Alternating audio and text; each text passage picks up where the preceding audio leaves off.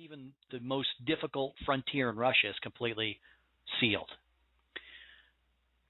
But by closing the border effectively, by reducing illegal immigration to a trickle, what you can do is essentially solve the illegal immigration problem in the United States in one generation without any social programs. Because think about it. Anybody that's here doesn't live forever, and their children will become legal citizens. And when they become legal citizens, they will work and go to school. You simply do what we have been doing, look the other way on an illegal immigrant for the most part, and close the border. Effectively, anyone with a closed border that commits a crime like a DUI or something and is immediately deported will not be able to get back in easily. And that's the big problem too, is they're able so easily to get back in, there's no regard or respect for the law.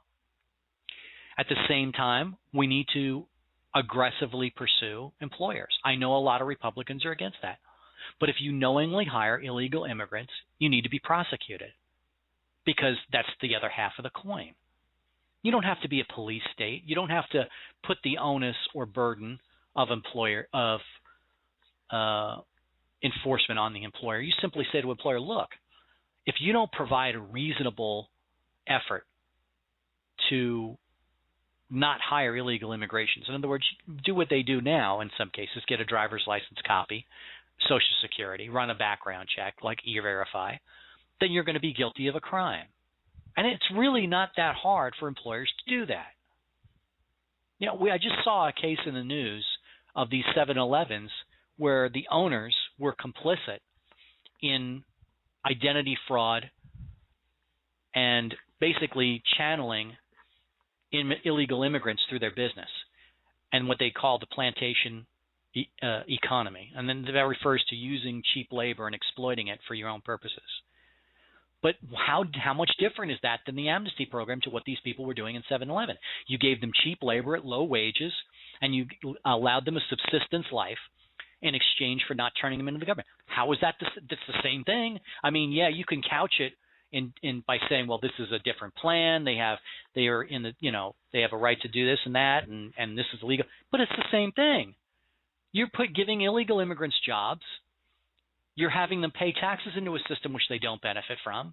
You're having them pay fines to keep them poor, and you're saying you can't become a legal citizen quickly.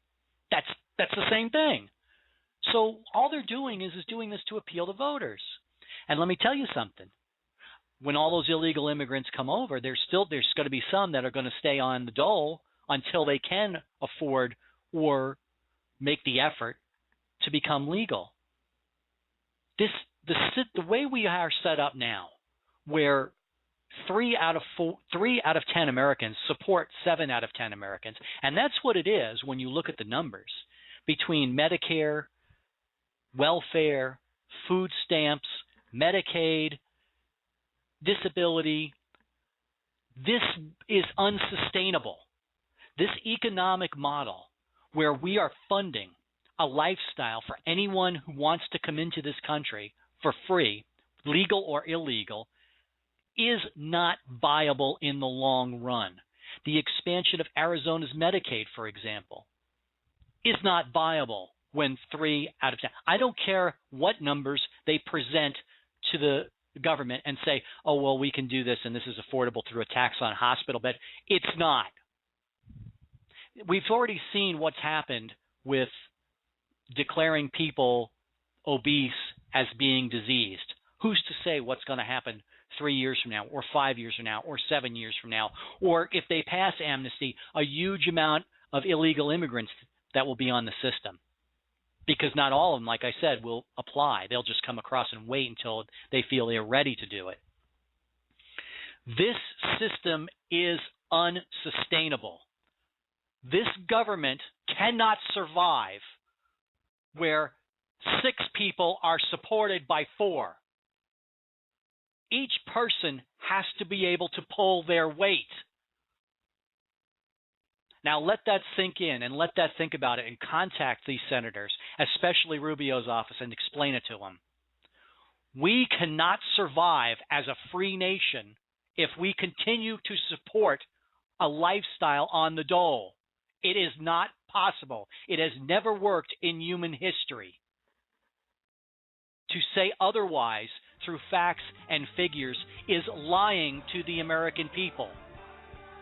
We will end up at each other's throats because this nation is armed. And when people who have never known hunger go hungry, they will not sit in their house peacefully. Now think about that carefully, and think about what I've said. Consider that when you vote. Consider that when you consider things like the Arizona Medicaid system and when you go to vote. And I'll leave you with that thought, and we'll talk about something happier tomorrow because tomorrow's Friday.